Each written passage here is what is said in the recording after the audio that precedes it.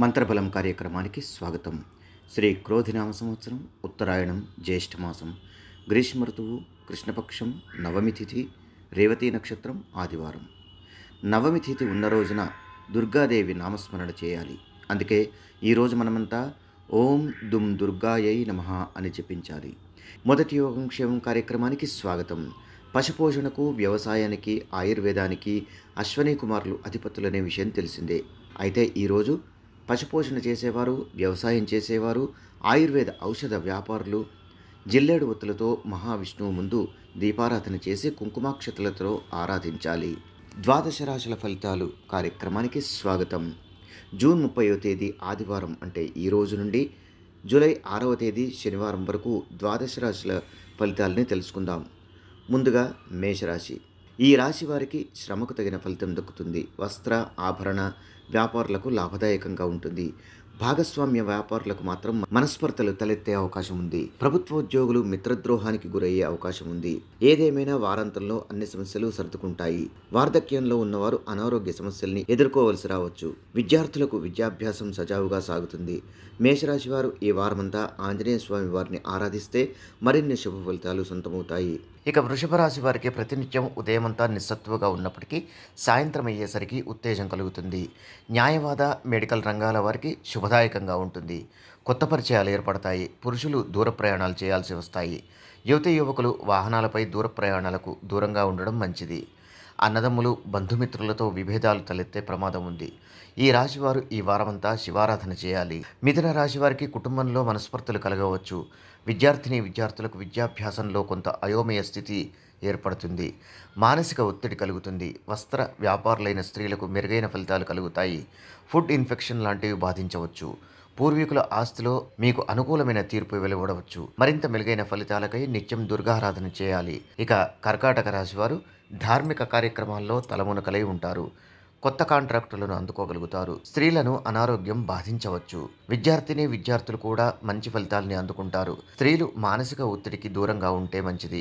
నిత్యం గణపతిని ఆరాధించాలి. సింహరాశి వారు సంతాన మూలకంగా సంతోషాన్ని అనుభవిస్తారు. గ్రహాలన్నీ అనుగ్రహిస్తున్నాయి. శత్రుబాధ పీడించవచ్చు. వారం మధ్యలో అంతా మంచి జరుగుతుంది. స్త్రీలకు గుర్తింపు లభిస్తుంది. వార్ధక్యంలో ఉన్నవారికి ఆధ్యాత్మికతపై ఆసక్తి పెరుగుతుంది. విద్యార్థులు ఆర్థికంగా జాగ్రత్త వహించాలి.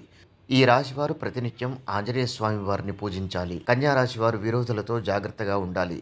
ఎవరు శత్రువులో ఎవరు మిత్రులో తెలియని స్థితి నెలకొంటుంది.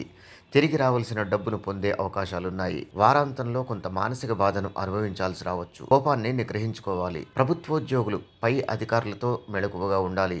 ఈ రాశివారు నిత్యం దుర్గాదేవిని ఆరాధించాలి. ద్వాదశ రాశుల ఫలితాల కార్యక్రమానికి స్వాగతం. జూన్ 30వ తేదీ ఆదివారం అంటే ఈ రోజు నుండి జూలై 6వ తేదీ శనివారం వరకు ద్వాదశ రాశుల ఫలితాలని తెలుసుకుంటున్నాం. తులారాశి నుండి మీనరాశి వరకు ఈ వారం ఎలా ఉంటుందో చూద్దాం. తులారాశిలో జన్మించిన పండ్లు, కూరగాయల వ్యాపారులకు ఈ వారం లాభదాయకంగా ఉంటుంది. అయితే ఈ రాశివారు వారాంతంలో మధ్యవర్తిత్వం వహించడం వల్ల, ఆన్లైన్ వ్యవహారాల వల్ల మోసానికి గురయ్యే ప్రమాదం ఉంది. ఈ వారమంతా ఈ రాశివారు మహాగణపతిని పూజించాలి. వృశ్చిక రాశి వారికి గత వారం కన్నా మెరుగైన ఫలితాలు కలుగుతాయి. వారం మధ్యలో దూర ప్రయాణాలు చేయవలసి రావచ్చు. వార్ధక్యంలో ఉన్నవారికి ఆరోగ్యంగా ఉంటుంది. సోదరీమణుల మధ్య మనస్పర్ధలు దూరమై సఖ్యత నెలకొంటుంది. స్త్రీలకు శుభకరంగా ఉంటుంది. ప్రతినిత్యం శివుణ్ణి పూజించాలి. ధనుస్సు రాశి వారికి అయోమయ స్థితి నెలకొంటుంది. వారాంతానికి అన్నీ సర్దుకుంటాయి. బంధుమిత్రులతో విభేదాలు తలెత్తవచ్చు. ప్రభుత్వోద్యోగులకు మానసిక ఒత్తిడి పెరగవచ్చు. ట్రావెల్ ఏజెన్సీలను నడిపేవారు, డ్రైవర్లు జాగ్రత్తగా ఉండాలి. ప్రతినిత్యం ఈ రాశివారు ఆంజనేయ స్వామి వారిని ఆరాధించాలి. మకర రాశి వారు వాహనాలను నడిపేటప్పుడు జాగ్రత్త వహించాలి. వ్యాపారులకు శుభ ఫలితాలు కలుగుతాయి. అనుభవజ్ఞులు మీపై అసూయ కలిగి ఉండవచ్చు. స్త్రీలకు ప్రశాంతత లభిస్తుంది. ఆధ్యాత్మికత పట్ల వార్ధక్యంలో ఉన్నవారికి ఆసక్తి పెరుగుతుంది.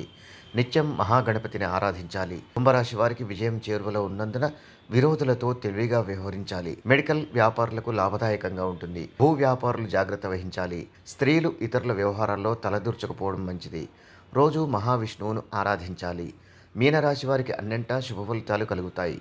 తల్లిదండ్రులు, పిల్లలు పరస్పరం ప్రేమానురాగాల్ని కలిగి ఉంటారు. కొత్త ఉద్యోగాలు లభించే అవకాశం ఉంది. వారాంతంలో మానసిక ఒత్తిడి తప్పకపోవచ్చు. రోజు దుర్గాదేవిని ఆరాధిస్తే మరింత శుభ ఫలితాలు కలుగుతాయి. దివ్య పూజ కార్యక్రమానికి స్వాగతం. ఆరోగ్య ప్రాప్తికై రేపు ఉదయాన్నే మహావిష్ణువు ముందుగానే పరమేశ్వరుడి ముందుగానే అరటినార వత్తులతో దీపారాధన చేసి పూజించాలి. రెండవ, మూడవ యోగక్షేమాలు కార్యక్రమానికి స్వాగతం. భూ వ్యాపార వివాదాల నుండి విముక్తికై ఈరోజు కందిపప్పుపై మట్టి ప్రమిదలను ఉంచి అమ్మవారికి నెయ్యితో దీపారాధన చేసి పూజించాలి. పూజ అనంతరం ఆ కందిపప్పును నానబెట్టి గోవుకు ఆహారంగా అందించాలి లేదా ఇంట్లోనే వంటకు వినియోగించుకోవచ్చు. ఇక మూడవ యోగక్షేమంలో ప్రజాసేవలో నిత్యం ఉండేవారు దిష్టిదోషం నుండి విముక్తికై ఈరోజు సాయంత్రం 5 నుండి 6 గంటల మధ్య గంధం కలిపిన నీటితో స్నానం ఆచరించాలి. సర్వే జన సుఖినో భవంతు. మమ్మల్ని సోషల్ మీడియాలో ఫాలో అవ్వండి. లింక్స్ వీడియో క్రింద డిస్క్రిప్షన్లో పొందుపరిచాము. అలాగే ఓంకారం కార్యక్రమాన్ని జీ తెలుగు ఛానల్లో తప్పక చూడండి. అందరికీ నమస్కారం. ఈరోజు మీకు అందరికీ కూడా శ్రీవాస్తు యంత్రం గురించి పరిచయం చేయడానికి వచ్చాను. శ్రీవాస్తు యంత్రం మీరు చూస్తున్నారు. శ్రీవాస్తు యంత్రం, ఈ శ్రీవాస్తు యంత్రం ఈ విధానంగా 9 ఇంచెస్, ఇలా 9 ఇంచెస్, ఇలా 9 ఇంచెస్ ఉంటుంది. తదుపరి బ్యాక్ సైడ్ ఇలాంటి 9 చక్రాలు ఉంటాయి.